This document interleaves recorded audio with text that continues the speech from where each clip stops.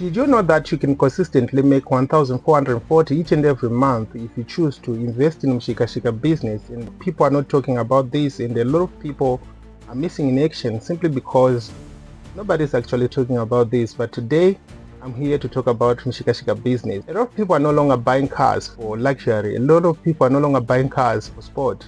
They are actually buying cars to invest in this type of business. And there are two models to this business, or there are two approaches to this kind of business, and I hope today you're going to learn something. Somebody will say, don't wait, I do not own a car, so how do I take advantage of this type of business? There are two approaches to this type of business. The first model is whereby investor A got a car and they have free time, lots of free time, and they'll say, I want to be the one operating the car. I mean, I'll be the driver, I'll be operating and doing this same business.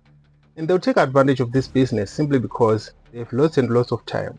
But let's say investor A do not have a lot of time. I mean, let's say they have a 9 to 5 job and they do not have that time and that luxury to be the driver. Investor A can actually hire a driver, and the driver will do the debt work for them, and they'll be giving them money each and every day, and they'll be getting a salary. I mean, the driver will be getting a salary. Investor B do not own a car, and Investor B can simply hire a car from somebody who owns a car but do not really want to venture into this type of business. And so they will be hiring a car, and they will be paying a fee I mean, some sort of money each and every day or each and every week, and they will be taking care of the car and the business, and they will be paying tribute to the owner of the car. These are some of the things that you need to know before venturing into this type of business. For instance, you need to know the right type of car that you can use for this type of business. Not every car is eligible for this type of business. You need a car with a favorable engine capacity, for instance 1.3 liter engine capacity.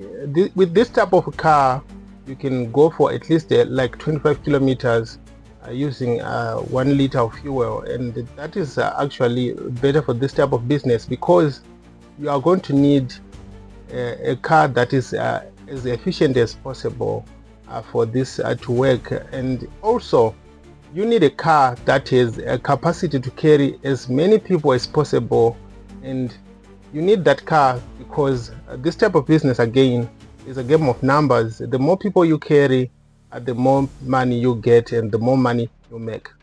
Point number 2, you need to know your route. You need to know the distance you are going to cover, and you need to know the fees that you are going to charge your passengers.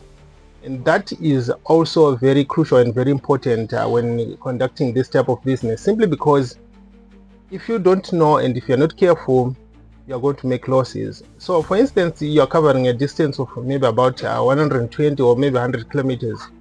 It's only it's reasonable to charge, for instance, let's say $5 per individual. And if your car has a capacity to carry maybe, for instance, let's say 5 people, for example, you're going to make like $25 for that trip, and canceling the issue of fuel, you are still going to get a profit from there.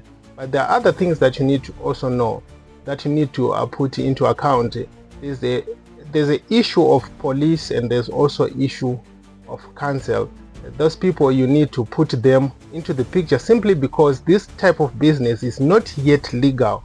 I mean, for instance, even InDrive is not yet legal in Zimbabwe, and there is no taxing system that can also be into play. So what you need to know is, you need to know that there are other things that are also in play when it comes to this type of business, and you need to put them into account when doing your rounds or when you are doing this type of business. Point number 3, you also need to take into account the issue of mawindi, the guys who loads your car. Those people are very crucial, and they make this type of business very easy, but they need to be paid for them to do that.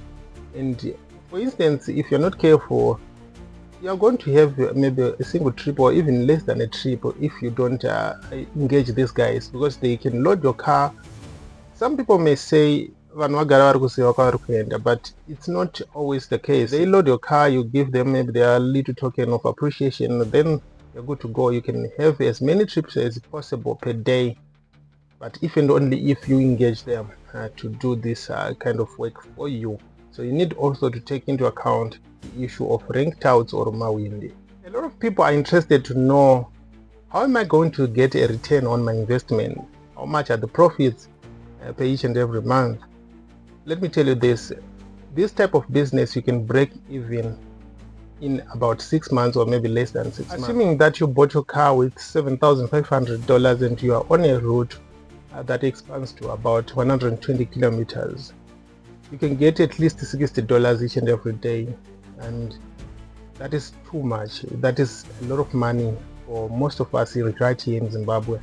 And each and every day you are making about $60, and assuming again that you operate maybe for 6 days, you'll be getting at least like $360 each and every week, and multiplying it by 4, you'll be getting something around 1,440, and you only need about 6 months or less for you to break even. I mean, for you to get back your $7,500, and that is the fastest business to get a return from, the return on investment. A lot of businesses, you need to cover maybe at least 2 to 3 years for you to get a return on your investment. But with this type of business, you only need less than 6 months, which is quite lucrative. Keeping other factors constant, obviously, assuming that your car does not break down and you don't necessarily need service.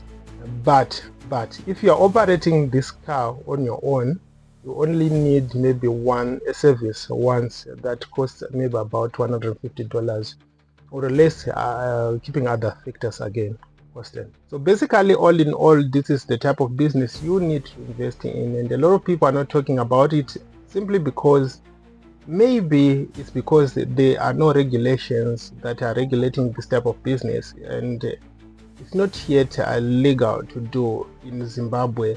Same applies with InDrive, Bolt, etc. There are no regulations to this type of business, and you may face challenges maybe with the police, and also face challenges with the city council. I mean, you need to know whether you are loading your passengers at a designated place where it is actually legal to do. So please stay safe and invest in this type of business, and you will never regret ever investing in this type of business. And a lot of people, and thousands of Zimbabweans, are making a lot of money with this type of business. And for next time, please do comment in the comment section the type of business you want me to explain to you, so that you can invest in that business